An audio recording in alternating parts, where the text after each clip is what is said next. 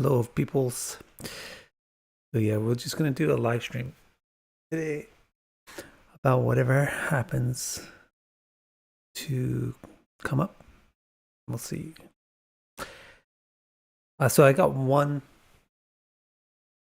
request for a topic already previously in an email, so I'll start off with that one. Let me find it. It's good to see all your faces, or what are they? Your profile pictures. Yeah, here's the one. Sometimes we come across deeply ignorant people who treat astrology as mere superstition or something trivial. What can I have up my sleeve to at least plant the seed of reflection in those moments? I wish I had some ready-made responses, but I don't. I live astrology every day. I learn so much from it, and then I meet this type of person. Poor soul, honestly. A fool who thinks that just because they follow a Western Cartesian mindset, they have some kind of superior intellectual position. Anyway, what can I keep in my back pocket for those moments when someone throws ignorant and prejudiced comments my way? So yeah, I kind of like this topic, and I do have a whole playlist on my channel page, which is astrology. It's called Astrology versus Science. So you might want to look through those videos for specific responses to specific problems people might have with astrology. But then in general, you have just a type of person who in general looks down on things that they don't consider to be up to their intellectual standards. Which is kind of fine, so I mean, it's kind of normal to be like that. Look down on things that don't live up to your intellectual standards. It sort of makes sense to be that way. So I think, I mean, of course, you don't have to look down on them like in a negative way. But what I'm trying to say is, first question you want to ask yourself is, or the first question I would ask myself is, why do I want to change this person's mind? Just to figure out if you really want to invest the effort in it, if it's worth it. Because it might not even be worth it. Like, who cares? If I like a particular brand of potato chips and you don't, does it really make a difference to me? Why should it make a difference to me? If I am Jesus Christ and you're not, why does that make such a difference to me? That's the first question we should ask ourselves, just to see if we really want to invest the effort that it would take to change somebody's mind. Because maybe it's not even worth it. You shouldn't be bothered. And actually, what I usually find is it's never worth it, but it's worth something to myself. So, for example, if I come across somebody who says astrology is garbage, can't believe you're into astrology, it's such a bunch of crap, then I would probably say something to them like, well, what problem? What's the matter with it? Why do you think that way about that? And then they'll give me some reason. Oh, blah, blah, blah.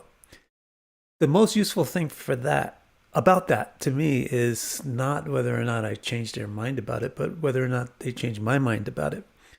In other words, what I get from interacting with those people is a chance to think critically about myself and what I believe in and what I value, and to answer their arguments is more useful to me, to my personal growth, than it is to them to try to change their mind. So, bearing that in mind, I would say you don't really have to keep something in your back pocket and like have at the ready for defending yourself against arguments. There's no like time, you don't have to have a reflex reaction time to an attack. You can and just think about it quietly and take as much time as you want, because it really only makes a difference to you if you actually sort it out. And then once you have sorted those arguments out, you're going to meet that person again. Maybe if it's not the exact same person, it's going to be some other version or clone of that person with the same idea. And now, since you've worked it out in your own mind and it makes sense to you, it's very easy to respond. You know, it's very difficult to respond to challenges when we don't really know what the answer is. So you probably shouldn't respond in those points because you don't know what the answer is. Rather, you should reflect to try to figure out the answer yourself. And then once you have the answers figured out to the specific arguments, they come easy because they make sense. It's like me telling you that the sky is blue because it's blue. I see it. It's blue. It's easy enough to explain to you. So similarly, if you're going to tell me that it's not possible for there to be a relationship between the planets and people's destiny, then I'll explain to you that why not? What do you mean? Why isn't there? Don't we live in the universe? But you can't. Those planets don't cause things to people. Yeah, I agree. They don't cause anything, but they may be reflections of conditions in the universe.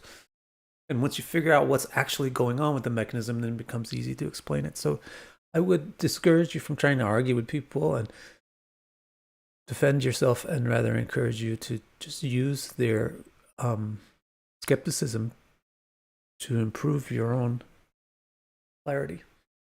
And once you have clarity, it becomes rather effortless to defeat skepticism. Alrighty? Again, I just mentioned that I have that playlist of videos called Astrology versus Science. So for specific arguments in that regard, I would recommend going and having a look at that. Chinmay asks, what combinations indicate a programmer or a coder? Does the moon in Scorpio help? Yeah, it does. Anything relating with 8, right? So 8th house, 8th sign. But that will work very well for programmers. Of course, there's different kinds of programmers. But most of the programmers spend their time trying to... Actually, let me just explain it like this. A programmer is a modern-day wizard. It's just a wizard that works with computers instead of with alchemy or mantra is a programmer. So the same kind of indications that you would see for wizards and yogis and people with siddhas, people with special powers, those mystical powers, that's the same combinations that will play out in today's world as a computer programmer.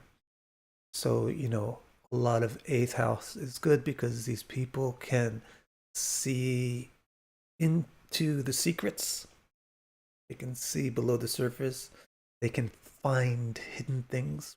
You do a lot of when you're a programmer. And then, yeah, you know, you also want to have a lot of 12th house type of thing, because they spend a lot of time theorizing. You have to be able to deal with abstract topics. K2 would be good too for the same reason. So basically everything that you see for a mystic, you would see for a computer programmer. Well, then how would you be able to tell the difference between the chart of a mystic versus the chart of a computer programmer? Well, your background stuff would be different. So your background stuff is not oriented towards spirituality or gods or things like that. Then mystical things are not going to play out in being a bhakta or a yogi or something. It's going to play out you being some other type of mystic, some ethereal type of mystic. You understand? Lisa is saying hi from San Diego. San Diego is one of my hometowns, Lisa. I lived in Pacific Beach for a while and Rancho Bernardo. My parents lived in Rancho. And then we lived in Escondido. Julian. Thank you, Reshma. Zed asks, what is my opinion on Titi Pravesh charts? Never heard of them before. Zed, sorry to disappoint you. So that's my opinion about them, is probably that they're quite necessary for the way I'm doing things. Jeff, I haven't seen your name in a while. What planet house would be assigned to the soul or spirit? Well, first you need to ask yourself what a soul or spirit is. If you're not clear about that, then it's not going to make any sense what house is assigned to it. Nor is my answer going to make any sense to you at all when I say there's no house associated to it. Everything in the chart is about what you experience. The conditions that you will experience is nothing about the experiencer. You just infer the experiencer as being shaped by their experience, but it is nothing directly about the experiencer, because the experiencer is not a product of the evolutions and the permutations of this world. Therefore, the positions of planets dictate that. Therefore, you won't find it anywhere in the chart. However, the closest thing to conscious is like the identity, which is called the hamkara, sense of self and the sense of identity as is projected into the world and the situation, and that's represented by the sun, the first house.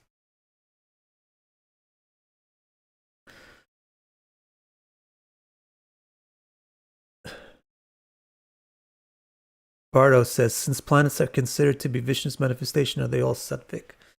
No, because Vishnu, not all sattvic in this. I mean, Vishnu himself is purely sattvic, but Shiva is also Vishnu, and Brahma and Jivas are also. And Prakriti is also Vishnu, and Prakriti has all three gunas.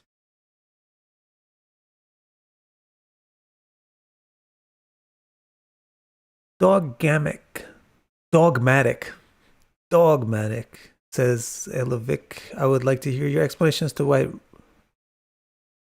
right ascension equatorial longitudes are ignored in astrological calculation. Why do you think they're ignored? They're not ignored. Just that who has to care about them? Nobody except the person who calculates the chart. Who calculates the chart? Nobody except somebody that's writing the software, to be honest with you. So that's why people, because it's not relevant to the level that they're doing the work at. It's in the lower levels that are giving, producing the charts and things that we. But sure, if you look at chapter 3 of Surya Siddhanta, you'll find all kind of talk about that. Astra Stephanie. Keaton says, do bhaktas of Sri, Lakshmi, and Parvati concentrate on Bhagavan as feminine? And no, they're bhakta of Lakshmi or Sri or Parvati. How would they therefore entertain a different point of view than Sri, Parvati, or Lakshmi? The reason why they're bhaktas of Sri, Lakshmi, and Parvati is because of the relationship of Sri, Lakshmi, and Parvati to Bhagavan.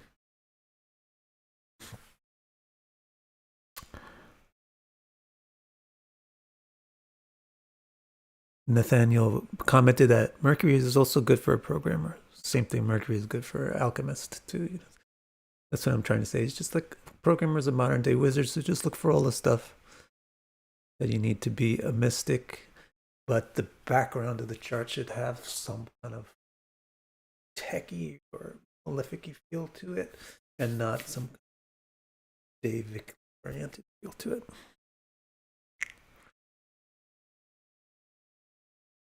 Oh, Dara Kasha retracted a message. Hey, Alf. Lisa Allen says, oh, yeah. Yeah, I was there, Lisa. Shea Cafe. What else was San Diego? Soma. Those clubs. What's up, Alf? Ripple Drop says, your report gives 74% mutual aspect. I don't know what you're talking about, though. Not enough detail. Which doesn't show as being a mutual aspect. It's just below cutoff. Usually usually I consider 75. Solitude. What makes your form of astrology more accurate than traditional Vedic readings? I never claim that my form of astrology is more accurate than somebody else's. Like it, and people like it. If somebody else is doing something accurate, then great.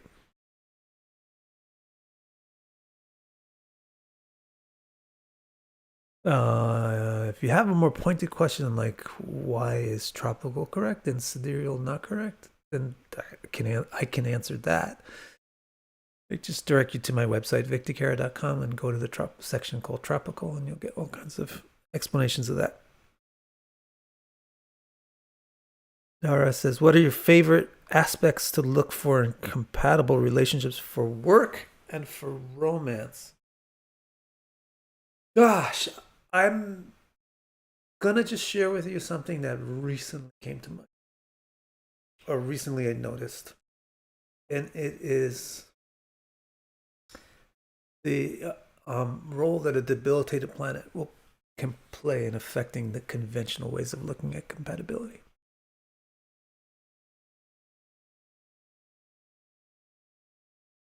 So when you have one of the partners with a debilitated planet,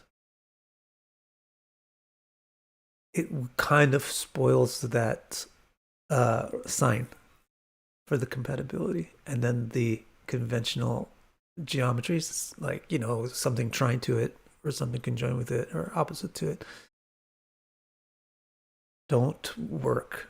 They don't work as being pleasant because the person is not doing well with the qualities of that sign. That's one thing I noticed recently. And then also at this point, I might just speak to the differences between a work relationship and a romance relationship.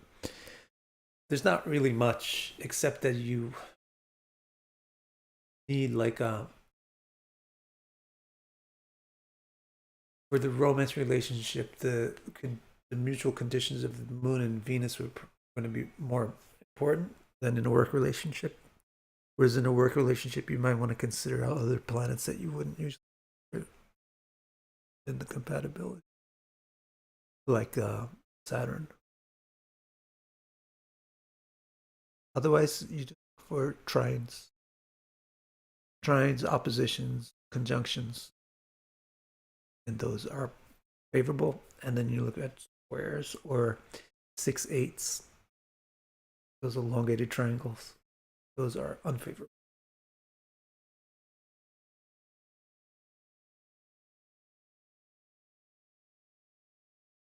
Sedona, that reminds me of, man, the Sedona Vedic Astrology Conference a billion years ago.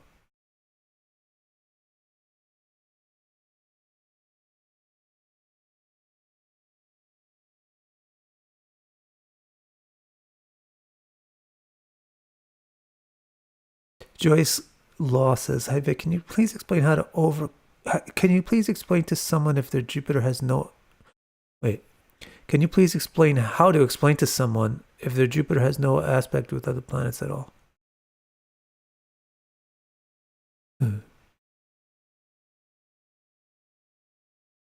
So, in other words, you're dealing with a person that has a Jupiter that's kind of under the carpet and isn't interacting with the rest of the chart.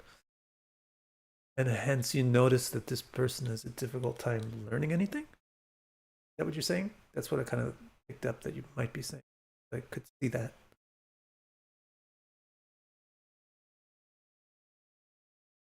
Because I don't think you would just be asking the simple question of how do you tell somebody that their Jupiter has no aspects, because you just say your Jupiter is not aspecting anything. So I think maybe you're saying, how do you explain something to somebody that doesn't learn very easily? Basically, I would say then that means that they need to learn on their own, not from you. So the only thing that you can do is put the breadcrumbs in place that lead them to the self learning, to lead them to understand things. You're patient enough for it, and if it's your job, otherwise, just see you later.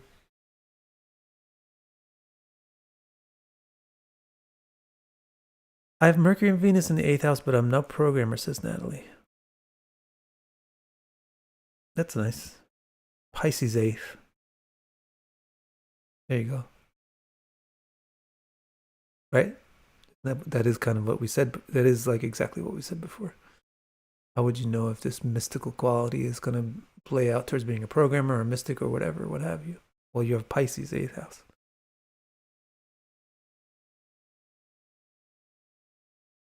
So you got an exalted Venus in the 8th house. Alf says, I have to get that D10 chart this week. So it's not just the D10 chart. It's the whole package of all of the subdivisions. That is the subdivisions module on victorcare.com. Go to reading the subdivision for that report. And it's not just D10, it's all Saptamsha. So let me just do the numbers. These are 7, 9, 10, 12, 16. Those are the 5 zodiacal subdivisions. And there's 2, 63, 5, 4. The non-zodiacal. So all 10 of those subdivisions are included in this one report.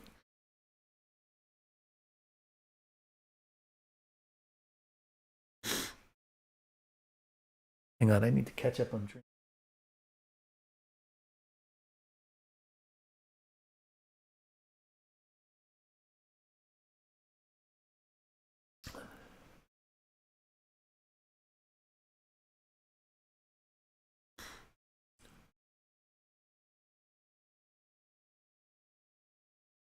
Grant asks, what indicators show which of the 4 Varnas a chart owner belongs to?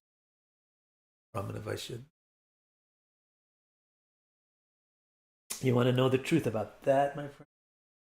There's a whole subchart for that. And that is the 4ths. The Chaturamsha or the Devatamsha, it's called. What it is really is the 16ths, the D16, the Shodashamsa group in groups of 4. So you get 16 in 4 groups of 4. That is the 4ths of signs. And hence, it is extremely relevant to the 4 Varnas. And the gunas, the 3 gunas, where you have 2 types of rajas, which is what the 4 Varnas are. So that's one of the subdivisions that's in the new report. It's the last one that I deal with. And in some ways, that's my favorite because it's not just this somewhat potentially irritating topic of like what Varna are. It's like, what caste am I? Like, how high class am I? Or how low class? It's an annoying topic. Or I'm a Brahmana, some kind of elitism like that. It's not really about that at all. It's what the chart, both the 16th and its derivation, the 4ths, what these subcharts are really about is how happy you are. Now, isn't that really interesting in that that is connected to the Varna? Because different people are, because how do you become happy? You become happy basically by having no problems because you're naturally happy. And as long as you don't have problems, it doesn't interfere with your natural happiness. So, what Varna does is it kind of identifies you're this type of person.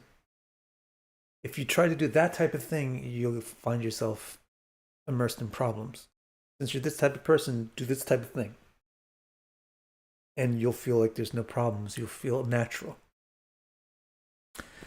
So what the D4 does is it identifies what your natural mindset is, and therefore what kind of activities, Varnas, what kind of activities, behaviors, and things and places and attitudes give you peace of mind.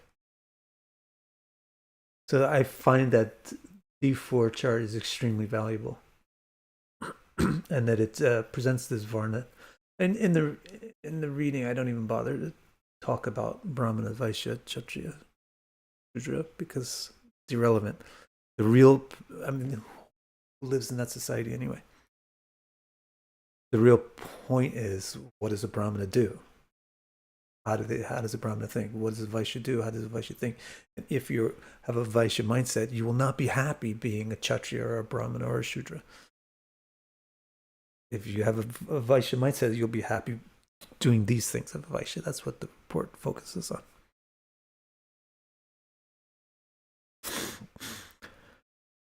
Read My Name says, what makes a successful writer? It's all about the third house, my friend. So, for example, I wrote a lot of books. I write a lot of books. I'm okay with editing and things like that. I can edit many people's books. So my Dashamsa, my D10, has exalted Jupiter in the third house with the moon. And my main chart has the third lord in the 10th house, Jupiter. And Rahu in the third. I don't know if that makes it, but it's at least putting some emphasis. So it's really third house. But then again, it's similar to like this thing about computer programmers versus poets versus yogis or mystics. How do you know that this person is with a good third house is going to be a writer and not an athlete? It's about the background that's associated with the rest of the chart that's got this good third house. If you got a very martial background, then that third house is going to contribute to athleticism, competition. If you got a very mercurial background or Jupiterian background, martial or solar, then the third house contributes to athletics. Jupiterian, mercurial, Venusian, then the chart contributes towards arts. The third house talents contribute towards arts. So I happen to have like a Mercury right on the ascendant degree. So I have a strongly mercurial chart or a strongly Jupiterian chart. In addition to the basic rising signs being ruled by Saturn. So that's how you get an example of an indicator of a good writer. Really, the essential thing is you're not going to find a good writer that doesn't have a third house. It's probably in the Dashamsa, the D10, and also main. Then beyond that, they also have to have like mercurial focus. So whether it's Mercury, Jupiter, or Venus, could be either of them. If it's mercurial, they'll really literally be a writer. It might not be the most creative writing, though. It might be more like actual record keeping, organization, clerical. If it's Jupiter, then they're writing as a way to like motivate people or inform people or educate people or help people. If it's Venus, then it's like very artistic, and it might not even be writing. It might come out.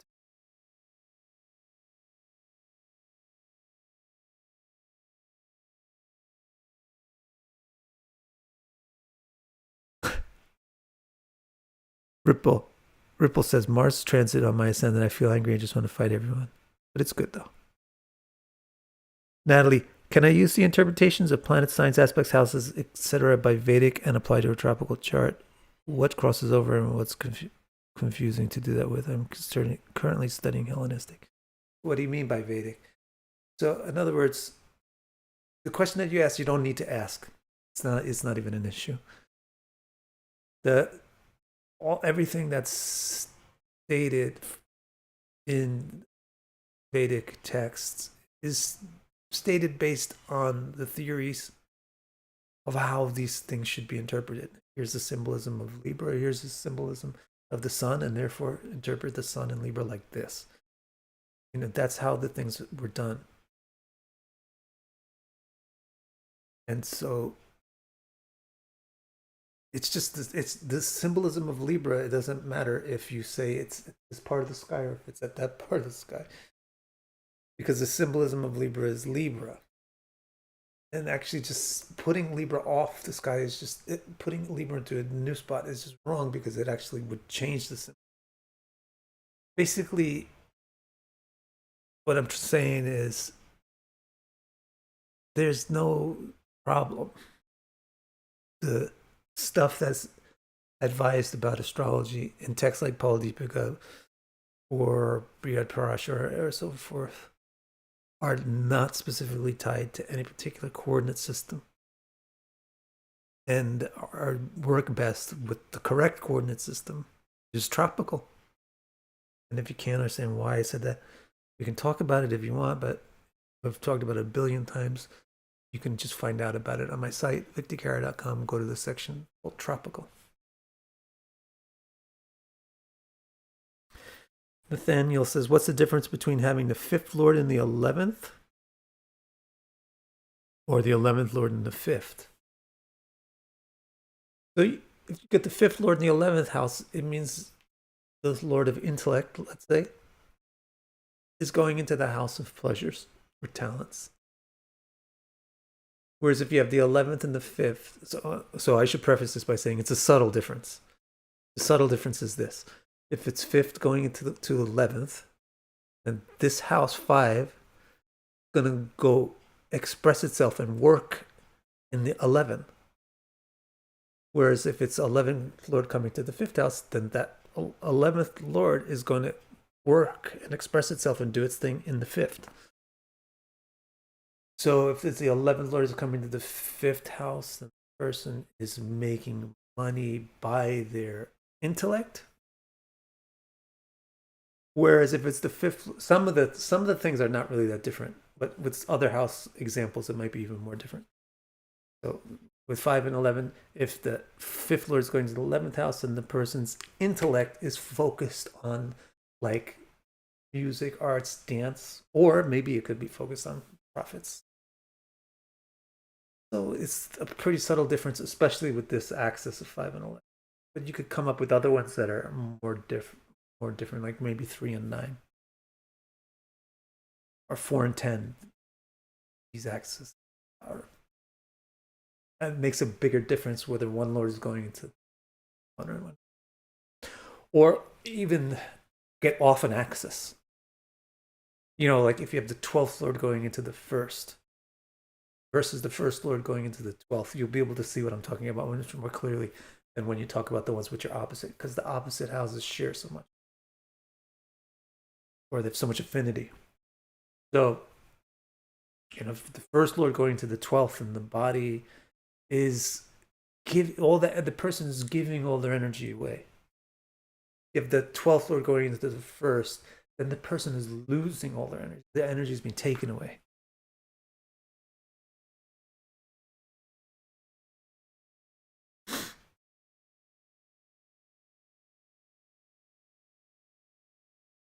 I see Dogmatic has a different question, or clarify this question, or it appears declination is far more popular among astrologers than right ascension. I was curious about reasonings for doing that, or why you don't. Actually, I don't think declination is even that popular. Nobody really that much, in my experience, or I don't do that much work with declination or right ascension. We mostly work with east-west. We don't mostly work with north-south. Reason is the planet's movements is mostly east-west. Movement of planets is mostly east-west and only slightly north-south. So there's a lot more focus on where the planet is on the east-west axis, which is the whole zodiac, as compared to where the planet is in the north-south axis. You know, the only time I've really seen declination come into play is when you're checking on conjunctions to see how actually tight they are, because sometimes two planets can be at 1 degree but far apart north and south. It can be at 1 degree of east-west coordinate but far apart north-south coordinate. So you might be thinking like, wow, this Mercury is right in the heart of the sun. Well, actually with the sun, something is conjoined with the sun, you're not going to get a declination. But you might be thinking planets are the moon and Venus are right on top of each other, and you go out and you look for them in the sky and they're far apart. They're far apart on the south axis. And whether it's declination or right ascension is probably hair splitting. I also don't get into hair splitting. People get into hair splitting with the Ayanamsha like crazy, like they love this hair splitting stuff. To me, it's like, Why are you dealing with hair splitting? You can't even get the zodiac right. You're 23 degrees off when you're going to split hairs over 1 degree. And it doesn't matter that much. I've seen people be very good with astrology, even being 23 degrees off, because they can rely on other things. They can rely on aspects, they can rely on whatever, they can rely on their intuition, they could just rely on their inherent ability to be a decent guide. You know, so I don't really get that much into hair splitting. So whether you want to do right ascension or declination, to me, fine. I don't even want to pretend like I can even tell you confidently what the difference is between the two. To me, I think right ascension is maybe how high up something comes. I don't even know, because it's not that important to me. AstroSense says, what makes a successful artist without a 3-5-11 yoga? Probably not. But you can go and look in the subcharts. What makes a successful artist without a 3-5-11 yoga? Venus. But please go look at the city chart, which is 10 Dashamsa. And go look at the Shrishti chart, which is 7 Saptamsha, to see if the person really has creativity and if they have those talents. So, I mean, to imagine an artist without a hookup of at least one of those, 3, 5, and 11, kind of stretched. It's kind of far-fetched. It should be, you have a lot of charts in which it could pop up in. Usually you see it right front and center in the main chart. Maybe it's not in the main chart. Maybe it's relative to the moon. Maybe it's relative to the sun. Maybe it's in the Dashamsa chart. Maybe it's in the Saptam.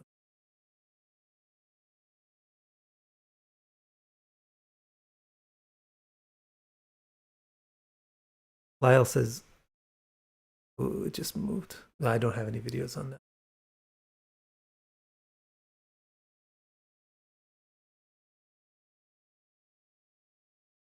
Let's see, where are we?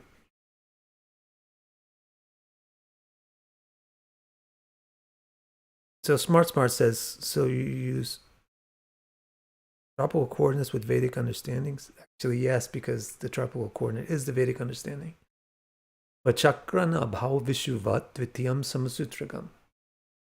Dhyam ayanam chanye chatusta pratitashruti.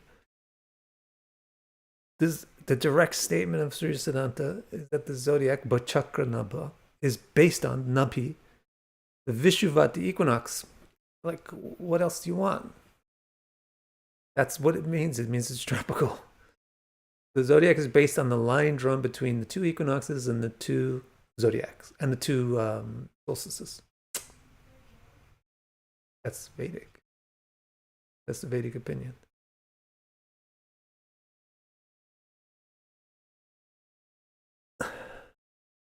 Javan Robinson says, hello Vic, talking about the D4, it seems in my chart my only serenity source seems to be concerning the sun being a leader taking charge.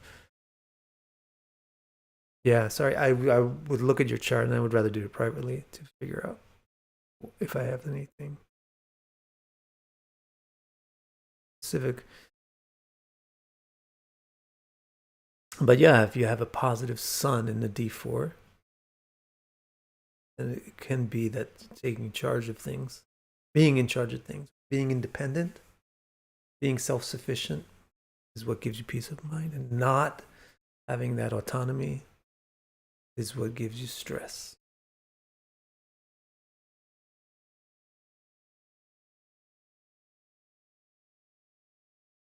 Phoenix asks if having a stellium in a certain house means trouble in the said house, or is it? You can't say. It's not a blanket answer. It depends on whether or not these planets are friendly with each other, whether they're lords of good houses or not. What if I have a stellium of the 5th and the 9th and the 1st lords? in my 10th house. I'm not going to complain about that. What if I have the 9th, 10th, 5th, and 1st lords in my 4th house? Think that's bad? That's going to be great. But what if I have the 8th, 12th, and 6th lords in my 1st house? Is that going to be happy? Is that going to be easy? No. So, not stellium is just a very generic word that means a big conjunction of many planets, and you can't really make any assumptions about what planets are involved. Vivek asks, having retrograde Mars conjunct AT Yogacara degree, having retrograde Mars conjunct at Yogacara degree with Spica in 1st house. Yeah, I don't know. Maybe if it was the first question, I could have stretched my brain around that one, but I'm sorry.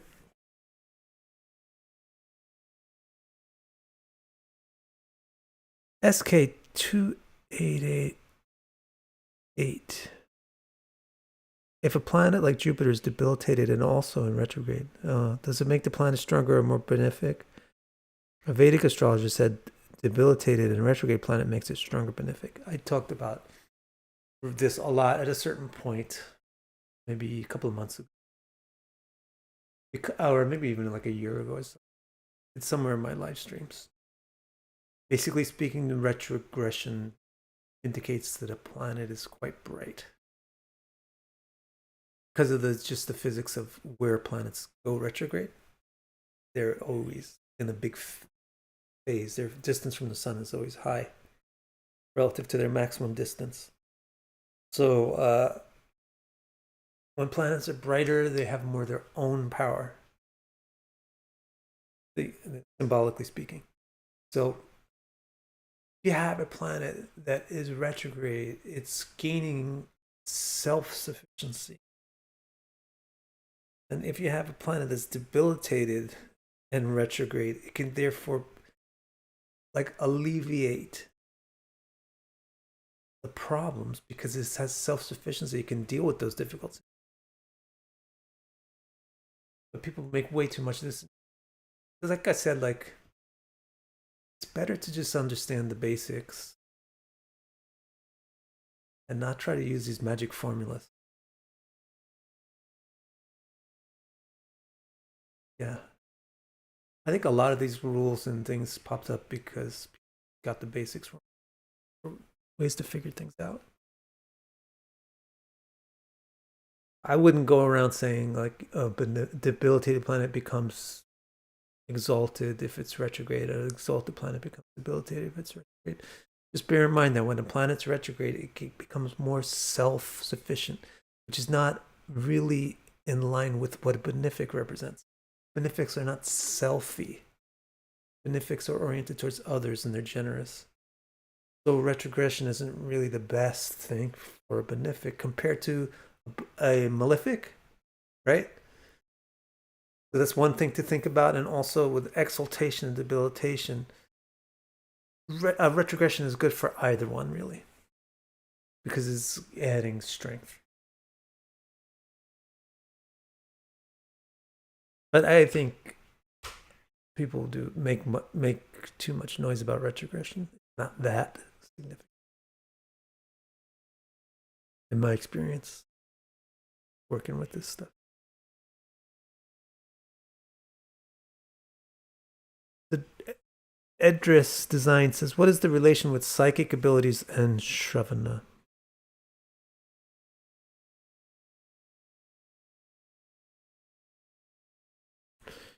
What's the relationship between psychic abilities and Shravana? Well, Shravana is your ability to listen. So it's pretty clear then. Psychic abilities, you might have if you have some unusual, strong thing going on in Shravana. Or even if you just have a moon in Shravana, then you have a better than average ability to listen. What's psychic abilities? A lot of psychic abilities is good listening. You listen on a deeper level. Drunken, sorry I skipped your message because I don't really know what you're talking about. Evan Robinson says the subdivisional chart is great. Thank you.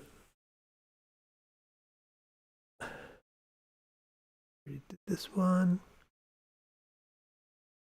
Here's another from Bardo. Where's defensive magic? Do I have any live courses going on? No, no public ones. But I can say I think of my videos as courses. So they're not like. It's not like, hey, I'm going to go on a airplane. You want to come with me? I'm not like a YouTuber, so my videos are all basically like classes.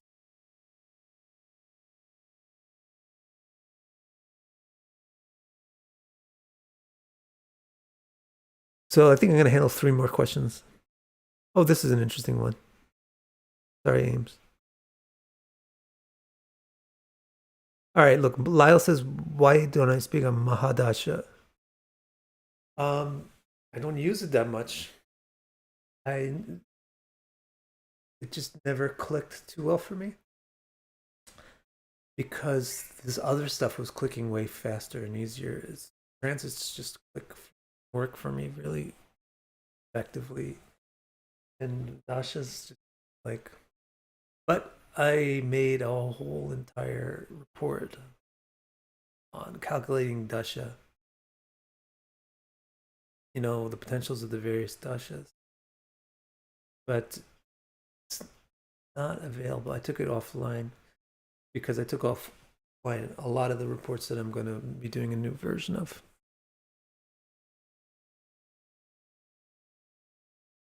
So that's why, sorry. And this wave says, how do you use astrology in your daily life? I struggle to understand how it makes it actionable.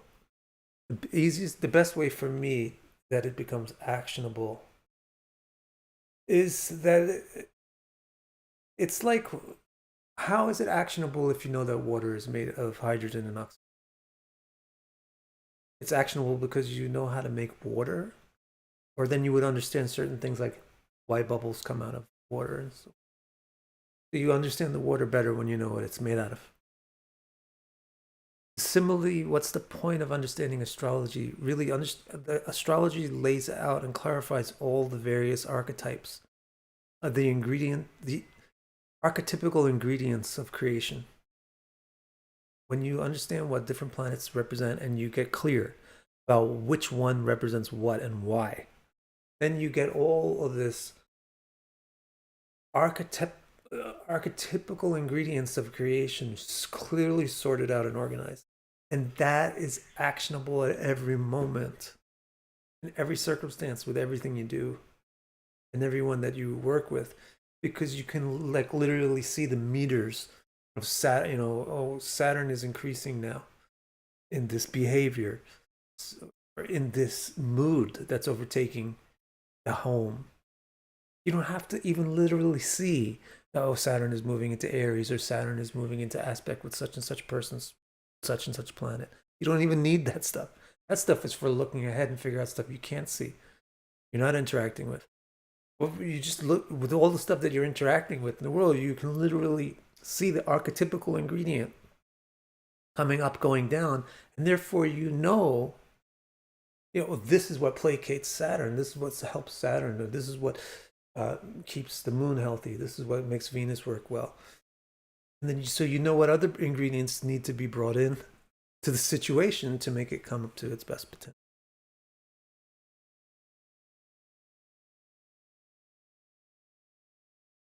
Hi, Vic. Could you tell if Saturn exaltation is a blessing or a curse? It's a blessing, but maybe you don't have. Maybe you had a sidereal calculation of it, or you noticed that it's debilitated in the Vamshas. So maybe it's not. It's only exalted in a certain aspect, but not in the Navamsha, which is the way that you are inside.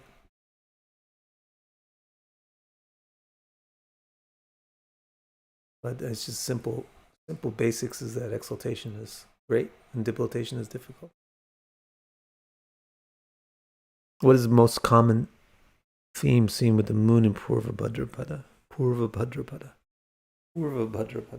Interest, a dawning interest in what is beyond convention, and a dawning dissatisfaction with conventional life.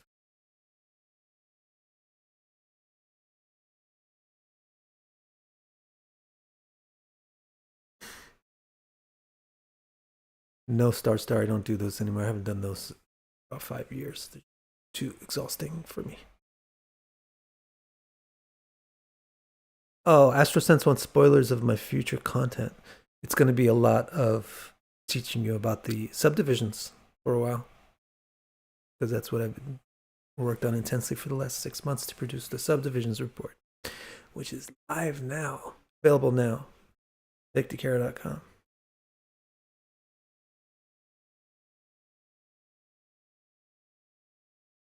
Dies Venera says, hi, I heard from Ernest Wilhelm that he's also not into Dashas that much. Is that because a tropical chart allows other better techniques to work? No, because like I did sidereal astrology for several years. It wasn't my thing back then either. Just actually not a very exact. It's not supposed to be a very exact system. What Dashas are really good for is seeing the eras in your life. But most of you guys don't want to know about the eras in your life. And it's not just you, but it's me also. Most of the time, our brains are narrow and we just care about what's happening to us right now. We don't have brains that very easily take one whole year into consideration, or 5 years into consideration, or 15 years into consideration. We're not concerned with that. We're concerned with small, quick events. And when small, quick events are the way that you experience life, dashas are not very relevant. Transits are very relevant. But what dashas are very useful is like seeing, like, oh yeah, the last 16 years was basically like this. And there's a common theme through it. And there's a common theme and a common experience that I had through this last dasha. And now it's changed, really. And look, I changed my dasha. Dashas are like that. And people try to go into these pratyantar dashas and prana dashas to try to make them exact, but they're just not designed to be for exact little pinpoint small events, in my opinion, as far as it looks to me. There's also the problem with dashas that you got this thing called Vimshottari's dasha, which is supposed to be the dasha system. You got all these other ones that are also supposed to be relevant that people are ignoring. So that's what I did in my dasha report. I incorporated all of those together, but it still gets to be like an overwhelming effort to try to use dashas the way that we kind of expect them to work, want them to work. It's much easier to just use transit.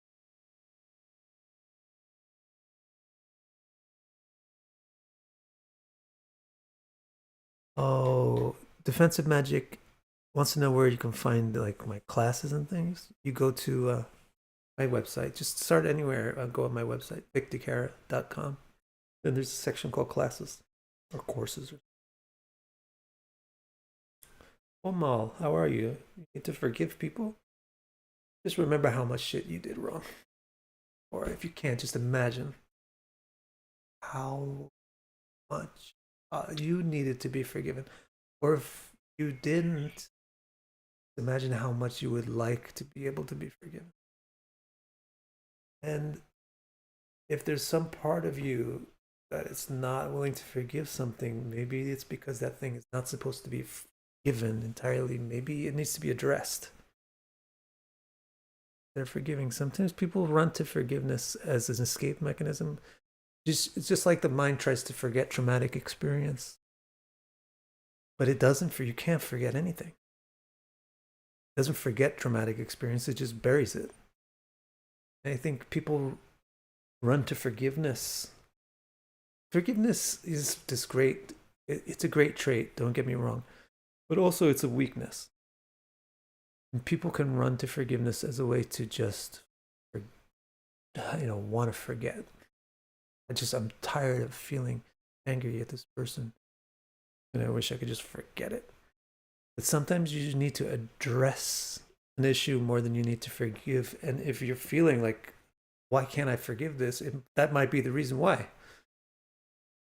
Because this thing needs to be addressed more than it needs to be forgiven. This person that actually did something wrong. And forgiveness is not going to be graspable until that is admitted and dealt with. So hopefully, I don't know your situation, so I just mention things that may or may not be relevant.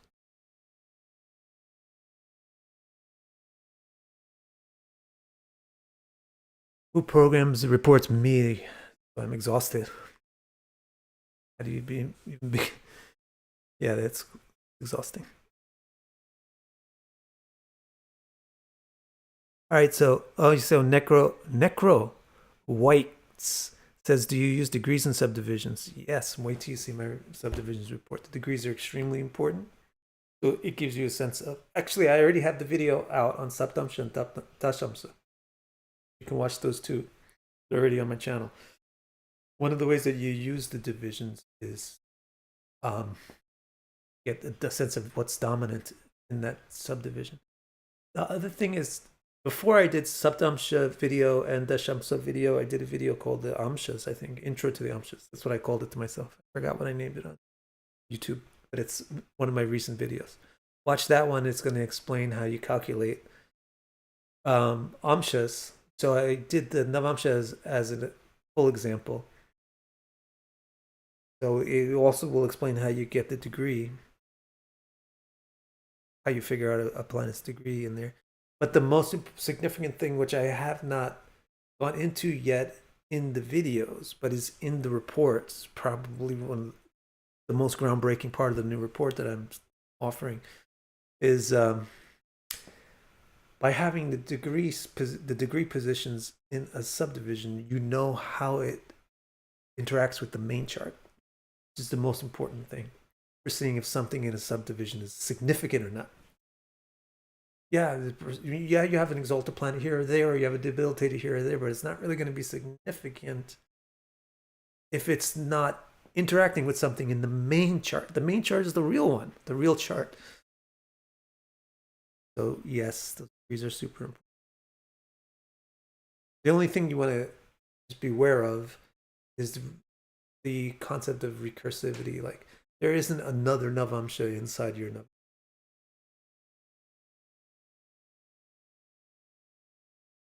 Purpose of the degrees is to replace the divisional position back into the main chart, not to continue down a rabbit hole.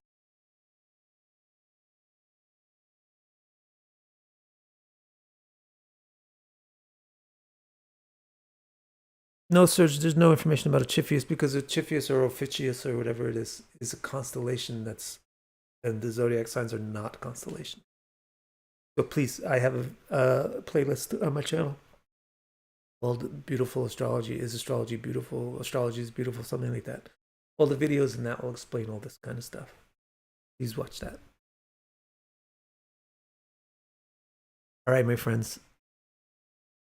My voice is starting to give out. Thank you, Renee. So I'm gonna close the session.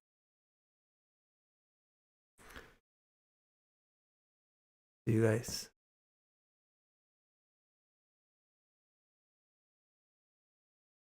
Thanks, everybody.